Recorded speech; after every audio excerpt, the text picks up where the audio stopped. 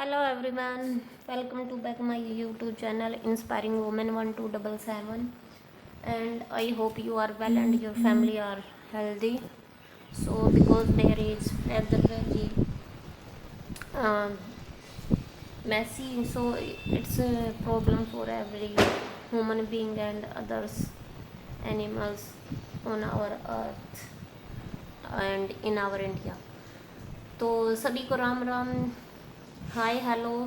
मेरे YouTube channel पर आप सबका स्वागत है। और ये मैं अपनी किताबें उठा के ले जा रही हूँ क्योंकि वेदर है वो एकदम से सुहाना हो रहा है, जिसकी वजह से क्या है, ये मैं नीचे आ गई हूँ। अपनी स्टूडियो कह लो या अपना स्टडी रूम कह लो, कुछ भी कह सकते हो आप। इसमें मैं बैठ के अपनी पढ़ाई कर रही हूँ। ये मेरी टेबल है, ये सारी बुक पड़ी हैं, एक साइड मेरी बेटी की पड़ी है, एक साइड मेरी पड़ी है। ठीक है, तो मैं यहाँ पर बैठ करके अपने जो स्टडी है उसको पूरा करने की कोशिश करती हूँ। आई होप आपको मेरी वीडियो पसंद आ रही होगी। मैं अपना लाइव कंटेंट है वो आपके साथ शेयर करती हूँ।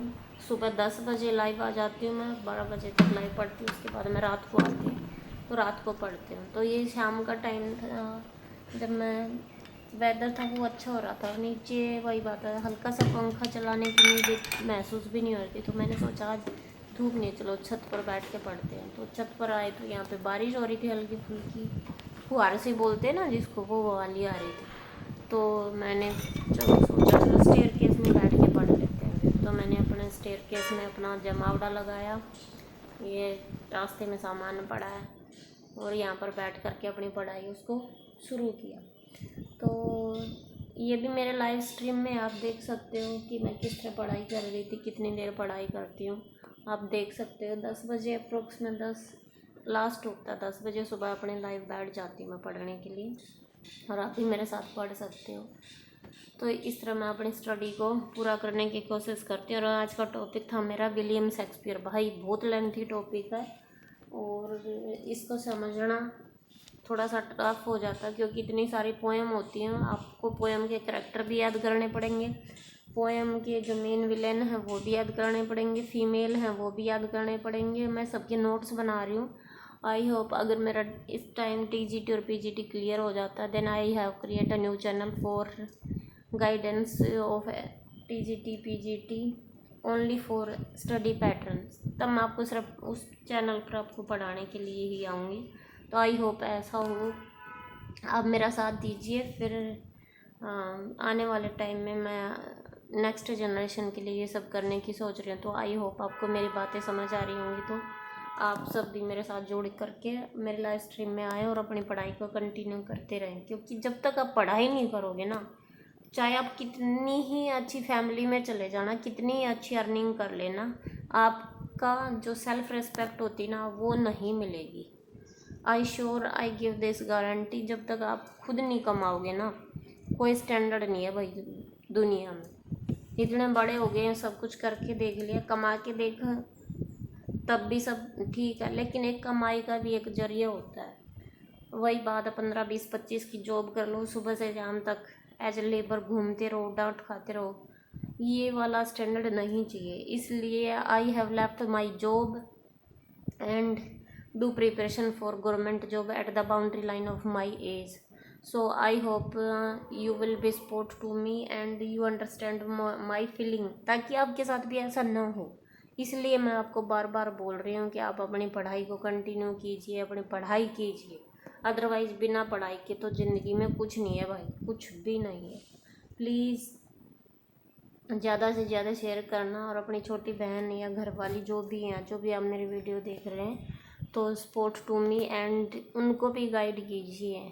ठीक है, मैं आपको बताना चाहती हूँ कि मैंने 10 साल के आसपास हो गए होंगे गवर्नमेंट जॉब करते हुए। मैं किसी वीडियो में अपनी लाइफ जर्नी भी शेयर करूँगी कि अब मैंने गवर्नमेंट जॉब के लिए अपनी प्राइवेट जॉब है क्यों छोड़ी, क्योंकि फैमिली प्रेशर ऐसा होता है और बहुत सारे रीजन होते हैं, वो मैं किसी वीडियो में शेयर करूँगी। क्योंकि आपका एक फैमिली स्टेटस होता है, जब तक आप उसको नहीं पालोगे ना, कुछ नहीं कर सकते भाई, कुछ भी नहीं कर सकते। ठीक है, अभी तो इस साल तो मैंने मेन रीज़न ये था कि दोनों बच्चे मेरे बोर्ड क्लास में, एक बेटा एक बेटी है। आई थिंक मुझे उन्हें ज़्यादा टाइम देना पड़ता है, रात को उनको पढ़ाना पड़ता, खुद पढ़ना पड़ता उनके साथ बैठ करके। और आप प्राइवेट जॉब करने के बाद अपने बच्चों पे ध्यान नहीं दे सकते, ये भी सच्चाई है, क्योंकि मैंने सब कुछ करके देख लिया है। बच्चे भी बड़े हो गए हैं, ठीक है, पढ़ाई भी कंटिन्यू रही है। किन किन हालातों में मैंने पढ़ाई की है, बहुत ज़्यादा ही टफ वे से मैं निकल करके यहाँ तक आई हूँ, ठीक है। भगवान का दिया सब कुछ है मेरे पास, जॉब है, हस्बैंड की अच्छी, बच्चे हैं, फैमिली है, घर परिवार, everything will be give by God. But एक होता है ना कि जो आपका सेल्फ रिस्पेक्ट होती है, सेल्फ सेटिस्फेक्शन है, वो नहीं मिला अभी तक। उसको अचीव करना, दैट इज़ माय टारगेट। और इससे क्या होगा, आप कहोगे सब कुछ तो आपके पास, ये सब क्यों चाहिए? इसीलिए तो चाहिए क्योंकि हमें अपनी इज्जत बनानी है, अपनी सेल्फ रिस्पेक्ट चाहिए, किसी और की नज़रों में नहीं। आप खड़े होकर देखना, शीशे के सामने खड़े होकर 10 मिनट अपने आप को एनालाइज करके देखो कि आपने क्या खोया ज़िंदगी में, क्या पाया है।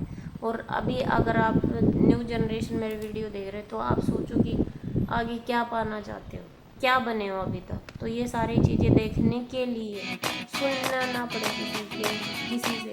तो मैं आपको पहले ही एडवाइस देना चाहती हूँ कि आप अपना स्टैंडर्ड बनाना शुरू कर दीजिए, अदरवाइज कुछ नहीं है भाई ज़िंदगी में, चाहे आप कितने हाई स्टेटस पे चले जाओ, ठीक है। और जब तक ये सब नहीं करोगे तब तक everything will B impossible for you.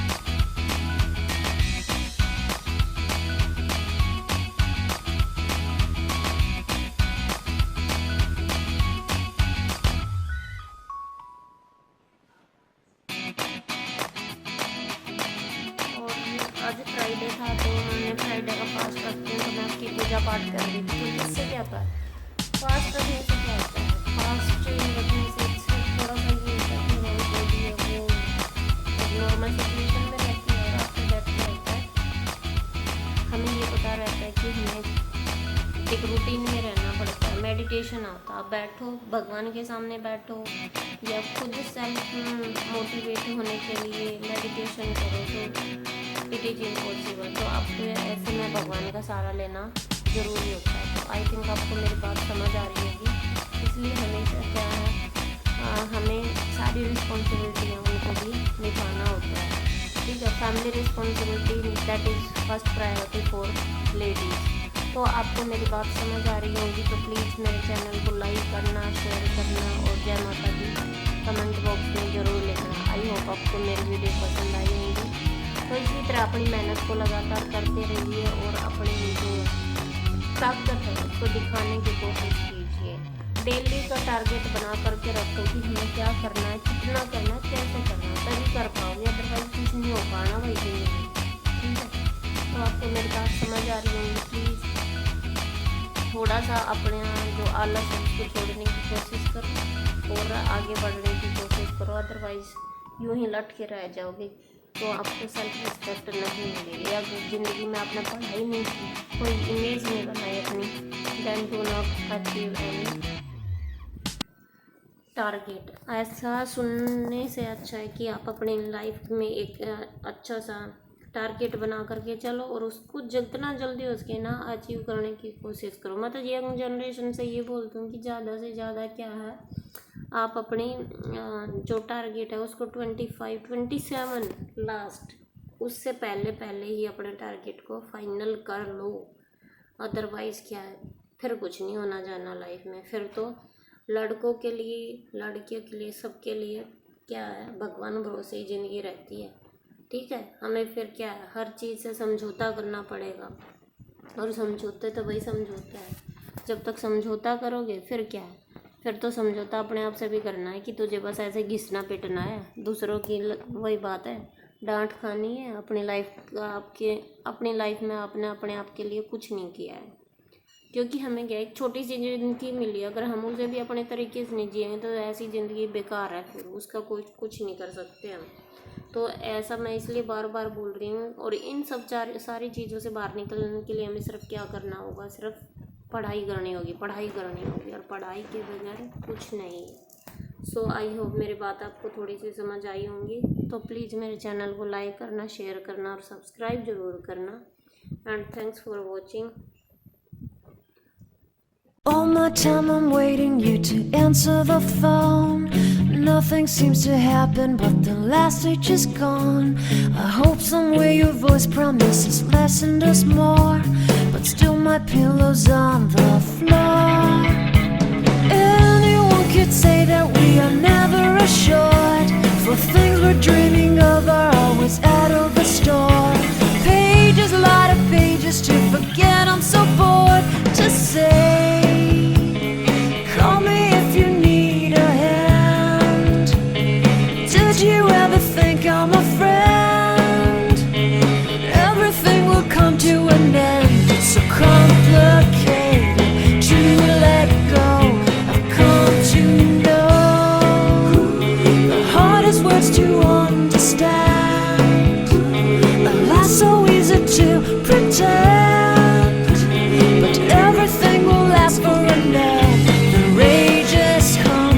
I felt so young and never called the name you wore. From ash to glow, I fall in love. Every day I try to find things in a new set, but late at night I look for those I will never get. Symptoms of my sickness always fade and come back. I wonder how we could have met. Everyone is telling me it's late to complain, 'cause now the games are over, I'm just wrecking with pain. Cages, a lot of cages to subside, it's so vain to say. The hardest words to understand. Alas, so easy to pretend, but everything will last for a night. The rage has come. I felt so young and never called the name you wore. From ash to glow, I fall in love. Distance, we've got distance to blame. Anytime it blows your mind, distances can put on a flame. Loving God that's far, we better keep apart and find some way. The hardest words to understand, alas, so easy to pretend, but everything will last for an end.